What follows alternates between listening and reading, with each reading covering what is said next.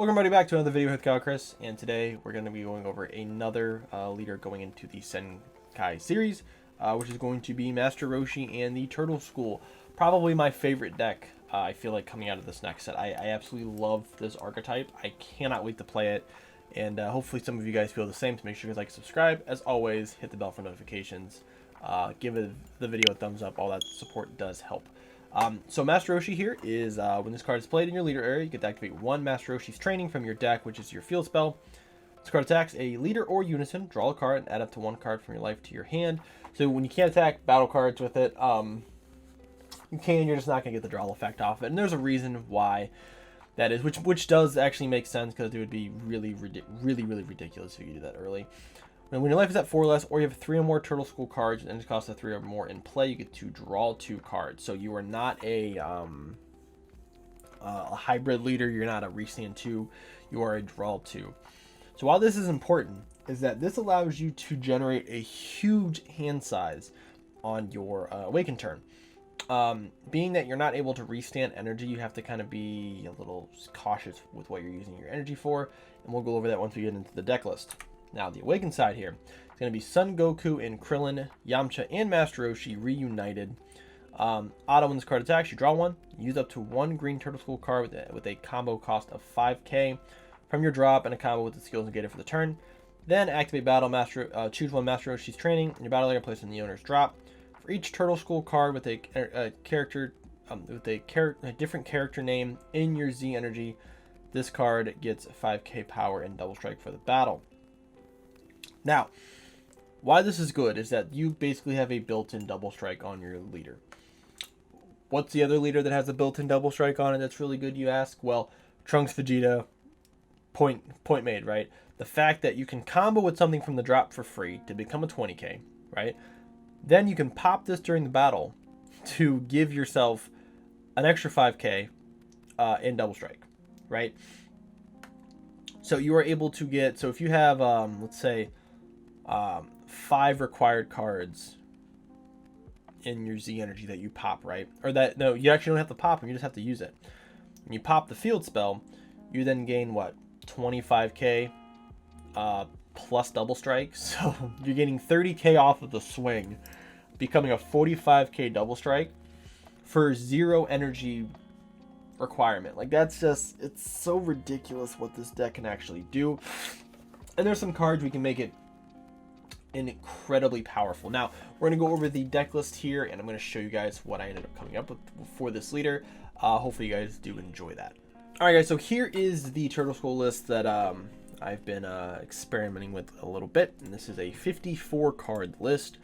This deck draws and cycles incredibly well, so being about that 54, 55, 56 range is not too bad. You also got to think you do have a field spell, so you are taking whatever amount you have and just minusing by 1 card. The field spell here is Master Roshi's Training. You have 2 different activate mains. Place 1 card from your hand at the bottom of your deck. You get to play a Turtle School at a cost of 1 from your deck, and then shuffle. Now, all of these cards have effects of when they are played, so you are able to basically play out the card for 1, and then you get whatever the effect is. You're basically bottom decking a card to play this. Now, what you also can do is you can actually bottom deck, if you have one of these in your hand, you bottom deck that card and then you just play it back out. Very good, right? You're just able to basically look through your deck, which is a good skill to have, so that way you can see what's in your deck, and then just replay that card out. It's pretty powerful. Second effect, play up to 2 Turtle School cards at the cost of 1 from your deck and or drop in your opponent's battle area and rest mode with their skills negated for the turn. Shuffle your deck if you look through it. You cannot play non-tournament, world tournament, or non-Turtle School card battle cards for the turn. So this is kind of an interesting conundrum that you have. So you can't play anything that's not world tournament or Turtle School for the rest of the turn. Meaning cards like Charismatic, cards like Doria, even like your Secret Rare here that I'm running Kai. A lot of the stuff you can't play during your turn. So these are just things to keep in mind. It is a definite limitation to what the deck can actually do. It's not a huge deal though, because a lot of the stuff we're going to play on our opponent's turn, or you can just sequence it a little bit differently so you're not doing this, you know, you're probably going to do this turn 1 for sure, especially if you're attacking first, and then After that, you may doing it, you know, in increment turns. You're not going to be doing it every turn. So now the 1-drops here, we run 4 Krillin, 3 Goku, and 4 Yamcha. I felt like this is the best kind of rotation for them. They all have the same effect, permanent. This card can't be KO'd by skills. And they also have the bottom same permanent, or auto. When this card is used in a combo from your battle area, it gets minus 4k power for the battle. So you can't combo with these very well. Your opponent can't combo with these very well. They just end up becoming dead cards. Now they are 1k, so that can come in handy, I guess. Most of the time you're not going to be doing that. So Krillin is just a hard draw one, so it's good to just have a good cantrip like that. Goku, you search top 3, add up to 1 green Turtle Skull card among them, and then put the rest of the cards at the bottom of the deck in any order. So we run 3 of this because this can end up hitting cards that are not Turtle Skull, and we want to be able to get those back. So we don't want to bottom deck all of that stuff. Yamcha is search top 5 for a 5 or less Turtle Skull, and then bottom deck everything else, or shuffle everything else. So this is better because this allows us to shuffle our deck. So these are the cards that we run here, right? Now we have the 3-drops. So we have the Son Goku skills improved. You get to choose 1 green Turtle Skull Son Goku card and place it in the owner's drop. When this card attacks, when one of your cards attacks and KOs an opponent's card, you get to draw a card and then play this card from your hand. So this card you have to play out. You get to play out the Goku. And what's interesting, it says it was placed in the owner's drop, meaning you do not have to. You don't have to place the. You can play it from your opponent's drop area and put it in the drop. And then whenever you KO the other card, you get to draw a card and play this guy. So this card replaces itself, comes in for 1 energy. This card attacks and KOs a battle card. Switch this card to active mode and your opponent discards a card. So you're netting a card, potential dual attack, your opponent pitches a card. It's very powerful, very, very powerful card. We have Yamcha. Same sort of effect, but with Yamcha, card comes into play, it draws a card. When this card attacks and KOs a battle card, it restands itself, and then you get to choose one of your opponent's battle cards, 5 or less, and KO it. So this also has board removal as well, which is very good. So both these cards in tandem are kind of your 1-drop plays you're going to be doing for most of the game. Yeah, it's kind of how you're doing this stuff here. Krillin is a little bit different because you can't play Krillin until turn 3. He can only be played through Krillin, and it kind of has the same effect, but he does not draw you a card when he comes into play. However, Krillin is a 20k crit dual attack. Auto limit 1. When this card is in battle, when your opponent activates a counter skill, they discard 1 card from their hand. So, not only is this swinging twice for crit, but also it's going to pitch a card from your opponent's hand when they decide to negate one of these attacks. So, it's pretty powerful. This against a Violent Rays in a red deck is hilarious because they end up pitching 3 cards. Or dormant or something like, you know what I'm saying, like any type of floodgate, card's just going to slowly burn through your opponent's hand. It's insane. We run 3 of this card, mainly just so we can see it at 3. 2 is probably, a little too, inconsistent, and 4 is just too much, because you're not going to be playing 4 of these cards. At least right now, I don't see it where you're going to be playing 4. 4 Frieza. Yeah, Frieza is good. We do run some unisons. So having Frieza at 4 is good. That way we can see it. 4 Great Saiyaman. Card's great. Bottom deck's a card. Draws us 2 cards at 4 life. Who doesn't like that? 3 Dormant and 3 Homicidal Clones. Pretty simple there. We're not going to go over that stuff too much. We run Supreme Kai. So there's a lot of reasons. One, Supreme Kai is probably going to be one of the best, I feel like one of the best secret rares next set again. Being able to stop your opponent's leaders and, unisons from attacking, it's always good. But also just being able to warp battle cards in unisons, right? So you also can warp Z battle cards, which is pretty cool. And you can warp unisons. Like it's going to be incredibly good just to be able to just board wipe stuff. And also just because it can be playable in any deck, so it's a good card to have.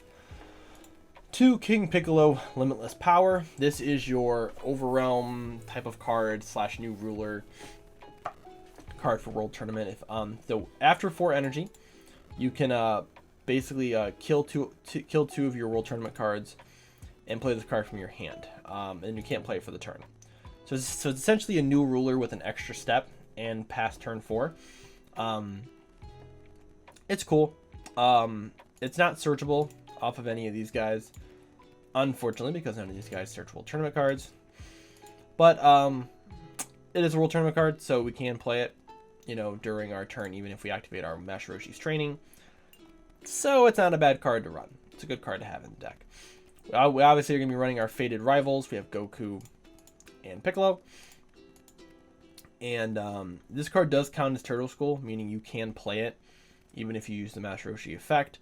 But this allows you to play it for 2, kill something ignoring barrier. You also can evolve on top of the 3-drop here if you would like to.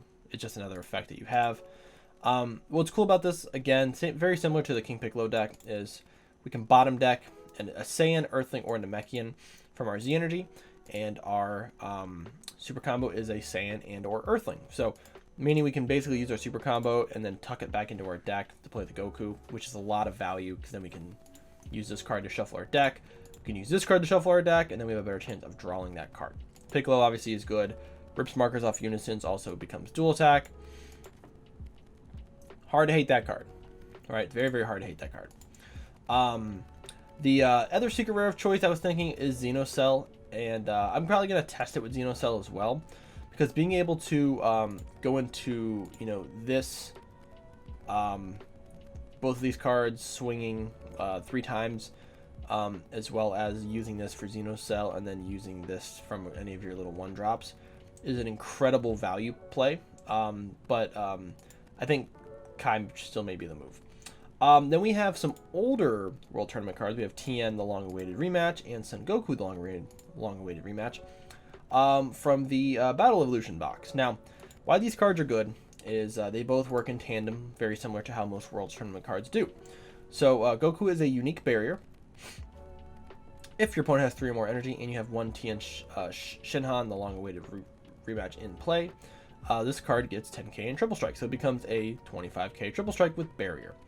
Auto, the effect is an actual activate main, but if all of your energy is green and you have a green battle card in play, you play this card from your hand, you can add up to 1 life from your add up to 1 life to your hand. So this allows us to self-awaken as well. We can play, it's gonna be a 15k body with barrier, keyword with barrier, which is very, very important.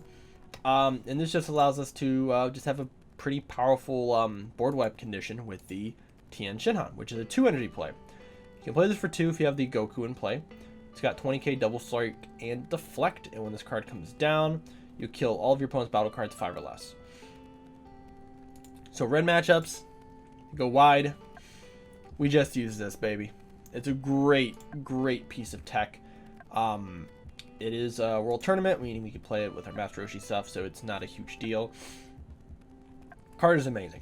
Card is amazing. I definitely like this in this deck, and we're going to test it a lot to see if it's actually worth it or not.